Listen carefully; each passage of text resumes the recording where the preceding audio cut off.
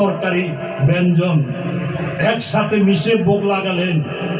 দ্রৌপদী মনে মনে ভাবলেন, আরে সালাদ যেই মুছি সেই মুছি, ডালের স্বাদ, ওলকচুর স্বাদ, ফুলকপির স্বাদ না বুঝে সবগুলো একসাথে মেখে খেলে কি স্বাদ বোঝা যায়? আমাদের সাধুরা বৈষ্ণবরা কি করে সবগুলো একসাথে মেখে খেয়ে ফেলে, কারণ স্বাদ বুঝতে পারবেন না, পেটের ভিতরে দেওয়াটা দরকার। যারা ভক্ত তাদের নিয়ম কি, কোন রকমের জিহ্বার তলে ঢুকিয়ে দেওয়া, স্বাদ কতটুকু জিহ্বা পর্যন্ত। আপনি মিষ্টি গালে দিলেন, মিষ্টি লাগবে কতক্ষণ, যতক্ষণ জিহ্বার উপরে আছে। জিহ্বার পরে গলা দিয়ে যখন পেটে চলে যাবে তখন সেটা মিষ্টি থাকবে না, সেটা ফুলকপি থাকবে, পটল থাকবে, সেটা আলু থাকবে, থাকবে না, সেটা একাকার হয়ে যাবে। 3 বার রুইদাস চলে গেছে। চতুর্থবারে গলবস্ত্র হয়ে দ্রৌপদী সাষ্টাঙ্গে প্রণাম করে কানে ধরে ক্ষমা চাইলেন, বাবা গো, আমি আর তোমার উপর কিছু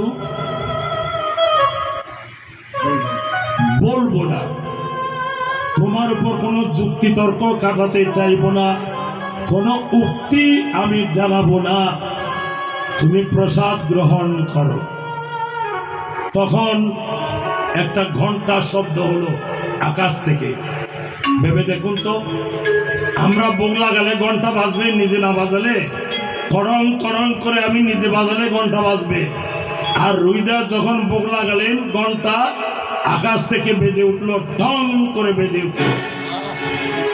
আমাদের রাস মন্দিরে গোসাই ঘন্টা না বাজালে বাজবে? গোসাই যতক্ষণ ঘন্টা বাজাবে, শঙ্কে ফু দেবে, ততক্ষণ বাজবে, নইলে বাজবে না। যেই ঘন্টার ধ্বনি হলো, রুইদাস 3 বার মুখে দিয়ে চলে গেলেন। তাহলে সে কে ছিল? মুসি। ব্রাহ্মণের সাথে অনেক বড় না?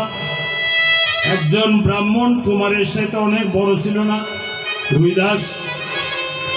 মুসিও সূচি হয় যদি হরি ভজে, ব্রাহ্মণ চণ্ডাল হয় যদি হরি তেজে।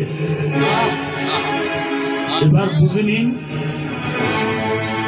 আর ভগবান গীতায় বললেন, অনন্য চিন্তয়ন্ত মাং যেজনা পর্যুপাসতে তেষাং নিত্য অভিযুক্তা নাম যোগস্কে মং মহান্মহম। যারা আমার নাম নিয়ে পড়ে থাকে তাদের খাবারের অভাব হয় না। কোত্থেকে আসবে কেউ জানে না। জগদানন্দ মিশ্র, দক্ষিণ ভারতের কেরালা, উনি প্রতিদিন সকালবেলা ঘুম থেকে উঠে স্নান করে গীতা পাঠ করে ভিক্ষায় বেরোতেন। ভিক্ষায় যা পাওয়া যায় স্বামী স্ত্রী দুজনে রান্না করে খেতেন। ছেলে মেয়ে তাদের ছিল না। একদিন গীতা পাঠ করতে করতে গীতার এক জায়গায় দেখলেন, যোগস কেমং বহামিহম, অর্থাৎ যারা আমার নাম নিয়ে পড়ে থাকে আমি তাদের খাবার নিজে বহন করে নিয়ে যাই। জগদানন্দ বললেন, মিথ্যা কথা, আমি তো ভিক্ষা না করলে চাল জুটে না, ডাল জুটে না। গীতায় ভগবান মিথ্যা লিখলেন, কলম দিয়ে কেটে দিলেন, একটি পেন দিয়ে মন্ত্রটা কেটে দিলেন। কেটে দিয়ে ভিক্ষায় গেলেন, এক মুষ্টি চালও পেলেন না। ঠিক 11টা বাজে দুটি ছোট্ট ছেলে, 10-12 বছর বয়স হবে, একলাই চাল ডাল তরি তরকারি নিয়ে ওই জগদানন্দের বাড়িতে বউয়ের কাছে এলো। বলে, মা ঠাকুরুন, একটু বাইরে আসুন, ঠাকুর মশাই খাবার পাঠিয়েছেন। বুড়ি খুশি হয়ে বের হয়ে দেখলো, একলাই চাল প্রায় 16 কেজি হবে, 4-5 কেজি মুগের ডাল,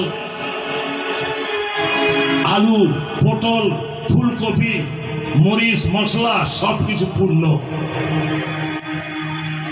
এগুলো গ্রহণ করেন, ভোগ লাগান, ঠাকুরকে ভোগ দেন।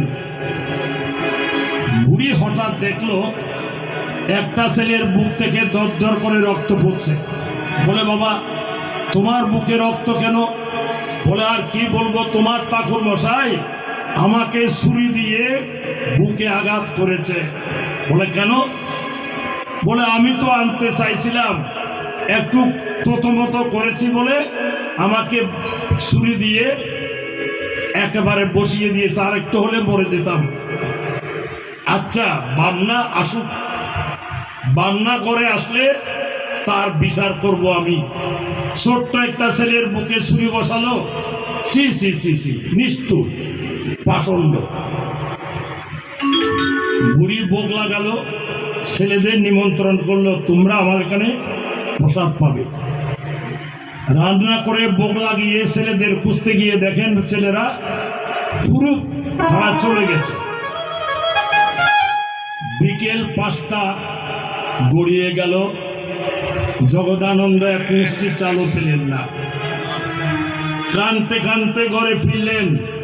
অগিন্নি, আজকে তো ভোগ লাগানো হবে না, আমাদেরও প্রসাদ পাওয়া হবে না।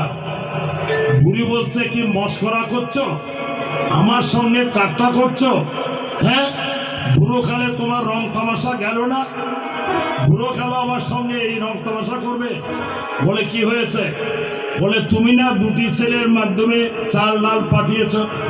বলে, না না, আমি কিচ্ছু পাঠাইনি, আজকে সারাদিন কেউ আমাকে চাল ডাল দেয়নি। বুড়ি অবাক, বলে, এগুলো কে দিল? তখন জগদানন্দ ধ্যান করে দেখলেন এরা আর কেউ নয়, আমার বলরাম শ্রীকৃষ্ণ। বলো, ওরা কি বলেছিল? বলেছিল গোয়ালপাড়াতে তাদের বাড়ি। ঠিকই বলেছে, নন্দের ফোলা কানু আর রোহিণীর ফোলা বলরাম এই খাবারগুলো নিয়ে এসেছে। তখন জগদানন্দের মনে রেখাপাত করলো, আমি যে গীতার মন্ত্র অবিশ্বাস করেছি, কেটে দিয়েছি, এটা আমার শাস্তি হলো। তোমরা বুঝতে পারলেন, ভগবানকে বিশ্বাস করতে হবে। ভগবানকে বিশ্বাস না করলে জীবনটা বৃথা চলে যাব।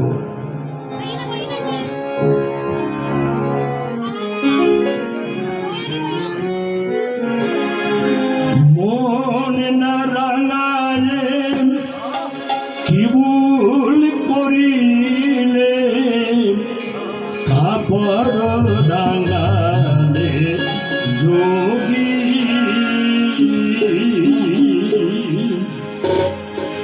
মন্দির তলে আসন পাতিলে, আসন পাতিলে শিলা পূজনের লাগি, মন না রাঙালে কি ভুল করিলে, কাপড় ডাঙালে যোগী।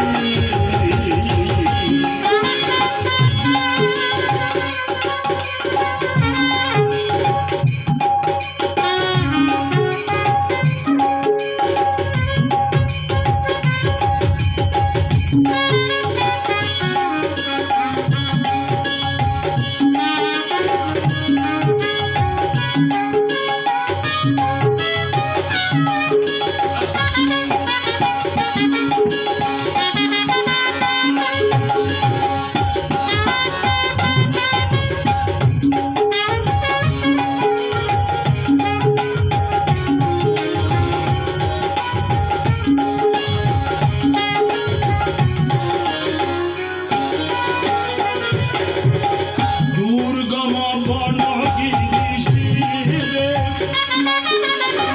বহু ক্লেশে মরিল সে তীরে, দুর্গম বনগিরি বহু ক্লেশে মরিল সে পীরে, কিসে তারে নাহি মিলে, কিসে তারে নাহি মিলে, হুম।